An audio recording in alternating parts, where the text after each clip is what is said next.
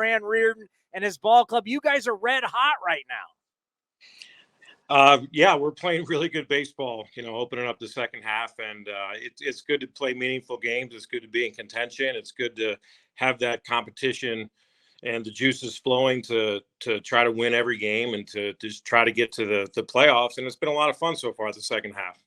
What's always interesting about your job is you want to get guys to the big leagues. That's what you need to do, but you still need to win games for yourself there in Las Vegas. Talk about how you lose guys come and go throughout the season, but you've got this puzzle. You're trying to complete this puzzle, and they're always giving you different pieces. What is that like? I take it as a fun challenge. You have a lot of roster movement. You have a lot of guys going up and down, and like you said, when guys go up to go play in the big leagues, it's the greatest part of this job. It's the most rewarding part of this job.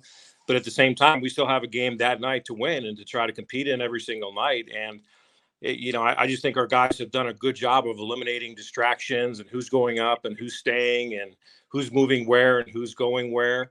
And just really done a great job of focusing on the task at hand every single night. And I think from the staff all the way down to the 28 players we have on our roster, we've been doing a good job of just staying focused on what we have that day, who the players are that day, the personnel packages that we have, and just going from there. What was the conversation like telling Lawrence Butler you're going to the big league? I mean, it's always fantastic. We've talked about this before. When guys go to the big leagues that have been there 1, 2, 3 times, it's a little less climactic than a guy that's never been there. And for a young guy like Lawrence, who is such a good person, first of all, a great player, he's got a really bright future ahead. To be able to sit him down and let him know that he's in the big leagues for the first time. Our farm director Ed Sprague was in town, so it was just in the office. And just the look on Lawrence's face after we, you let him know it was going, and just emotion and the feeling. I one goal, reached all, but reached one goal. Just to see the body and the Lawrence was really something special. Do you want to call him back? Well, he's on video, so it's just a Wi-Fi. Oh, okay. You were breaking up just a little bit, but Lawrence Butler, to me, I look at the size, I look at the speed. We saw it in spring training. When's the last time you remember a guy like this being promoted to the A's? Athletically, he's a tough guy to compare because he is the total package. He has size, strength, speed, athleticism, instincts, power. He's a good defender in the outfield. I can't remember sending a guy this young with this kind of skill set and this kind of potential up to the big leagues since I've been managing in AAA. So again, that made it a little bit more special. Lawrence wasn't even with us for that long, maybe a 3-week period, and he did some wonderful things in those 3 weeks. And it's just it's really good to see the future of our organization start to go to the big leagues and see the guys playing every day and starting to compete at the major league level. I asked Mark Kotze this earlier today. We're going to play a little bit later, and I want to get it from you. What does it mean that we're promoting guys to the big league level, but they're not guys – we're promoting guys that came from all the different trades, but what does it mean to be promoting guys like Gelof, Soderstrom, Butler, guys that were drafted, raised in this farm system? Well, I think there's an extra level of appreciation and satisfaction, not only for the players that we drafted or signed as international free agents going to the big leagues, but the entire player development system, the entire scouting department who, works tirelessly all year to try to find these players and identify guys that can help us in the big leagues, which is no easy task when you're talking about, high school guys or college guys, because you just don't know how they're going to develop. And to see them get drafted, to see them go through our player development system and get better and improve, it just says a lot about the hard work that goes on, not only with the player themselves, but with the scouting department, the front office, and the entire player development system, all the coaches that work really, really hard from, all the way down to the Dominican Summer League and the Dominican Complex, all the way through AAA. And I can speak firsthand that it's really rewarding to see our own guys going up to the big leagues and becoming productive major league players. What do you think of Zack Gelof's start here at the big league level? It's phenomenal. To me, it's not surprising. He's a winning player with a winning mindset and really, really high ceiling with his talent. And he's a guy that's not going to ever leave anything on the field. He's gonna squeeze out every inch of his potential and his ability, and he's going to give you everything he has every day to try to do things that are going to help the team win. So to see him have 6 home runs in his first 3 weeks in the big leagues, and to see him play defense the way he's playing at second base and run the bases and just bring that energy, it's not surprising, but it's always fantastic to see it come to fruition. Now, I just don't remember that many guys who come up and have the ability not only to go to the right side as a right-handed hitter, but drive the ball out of the ballpark too. Now, there's been power hitters. Obviously, Chris Davis had unbelievable opposite field power. The greatest I've ever seen since I've been covering baseball was Mike Piazza. But he has the ability, base hits, doubles down the line, doubles into the gap, leave the yard. How many right-handed hitters lately have you seen like that? Because most guys seem like everybody's just trying to pull it and hook it down the line. Well, I mean, in the big leagues today, you have a guy like Freddie Freeman, who is an MVP candidate, who just tries to use the whole field and hit the ball hard and hit line drives. And his approach with his strengths has led to a lot of home runs and a lot of damage. The list isn't very long, even in the big leagues, of guys that have that opposite field power. And with Zack, he does have that in his toolkit. And if you see him hit a home run to right center field, that's his ace swing, and that's when he's seeing the ball really well, and he feels really good at the plate.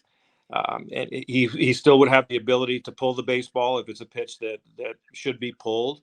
But Zack does have that ability, and it's pretty exciting to watch.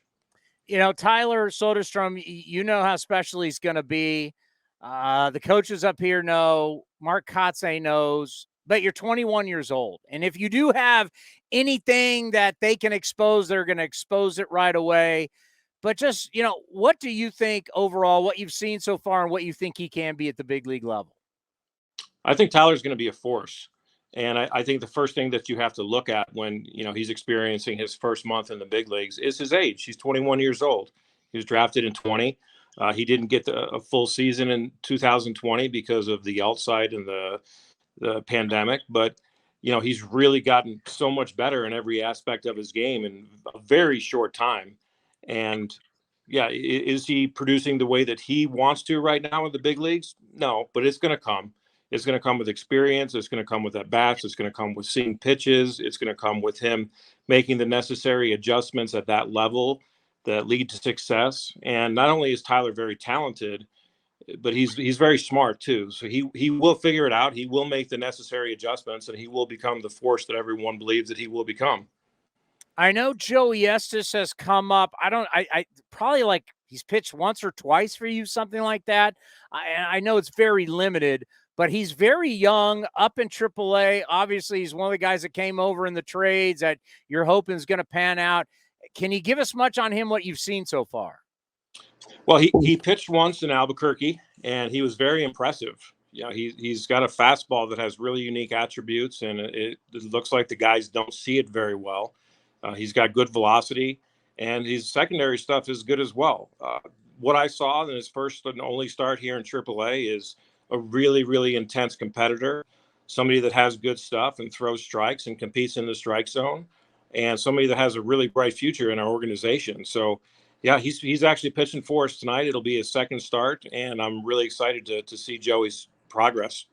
Yeah, is it really noticeable when you bring a really young guy up to AAA? Because obviously most guys, they're not exactly that young in their careers anymore when they're in AAA. Well, it depends. It's player dependent, and there's levels of maturity from 20 or 21-year-olds that varies across the board. And you can tell that Joey has that edge, that maturity, that mindset, that it doesn't matter that he's a very young guy that's competing at a very high level at a very young age. he gets after it like a grizzled vet in the one start that I saw, and I think that's huge for his just progression and getting to the big leagues as quick as you can, because he doesn't look at his age as a detriment. He understands what he has to do. He has to compete in the strike zone. He has to get outs, and he doesn't care whether he's 18 years old or 30 years old. He's going to approach things the same way, and I think that's the mindset that you have to have as a young player. I know it's hard to believe for a lot of people. It's just early August, but it is football season. You will finish your year and you will head back, and your Buffalo Bills once again are going to be big contenders this year for the potentially the Super Bowl. How you feeling about your Bills? I'm always feeling good about the Bills. It's it's been so much fun just to watch them play the last 3-4 years since Josh Allen came into the league, and we've been let down a little bit at the end of the season, but we're Bills fans. We're used to it. We've been let down since 1991 when we lost the Super Bowl to the Giants and Scott Norwood missed the field goal. So we're used to the letdown. We're used to the suffering, but we embrace it. And every year's a new year, and we're gonna support them no matter what. And hopefully, this will be the year that gets us over the edge. As a Raider fan, I can tell you it was so great when John Elway retired. Just get this guy out of the league, a guy that just torments you for all those years. How nice is it now? You look at the schedule, and Bill Belichick doesn't seem so tough without Tom Brady anymore. Well, it's nice not to chalk up 2 L's every time you play the Patriots anymore, because that's what it was for, I think, a 16 or 17-year stretch when Brady and Belichick were together. So, we have a fighting chance with everybody in the division now, and it wasn't like that for a long time. So, yeah, it's great. Good riddance, Tom Brady. Yeah, no doubt about it. And people don't understand. Like Buffalo, it's the game in town. There's so many Bills fans. Even north of the border, there's Bills fans. And even though it gets cold, you guys don't care. It's your love. Is it hard? It's like you're in the total extreme of the desert and the heat as a manager, and then you leave to the total extreme in football season in the freezing cold in Buffalo. But can you explain to people just what the fan base is like and the love for that team? It's like no other.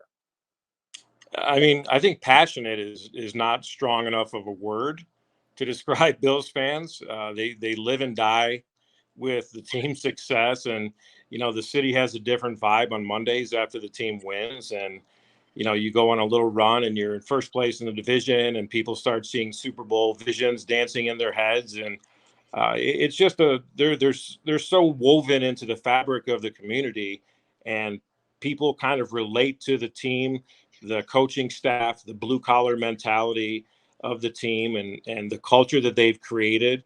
And it's just a really good fit for the kind of town that Buffalo is. And it just means a lot to the community. And I so appreciate the fact that the coaches and the players understand that, and they do a lot to give back, and they do a lot to kind of, entwine themselves into the community as well, so that it gives us a feeling that we're all in it together. So it's a very symbiotic relationship with the citizens and the team, and it's a lot of fun. People with no shirts on, freezing cold, jumping on tables in the parking lot, stuff you see every single day everywhere else in the NFL.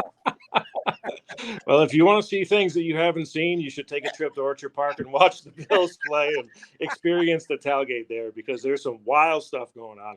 All right, let's end on this, because I follow all kinds of restaurant stuff, and they just did a whole thing on the Red Rock Casino right there.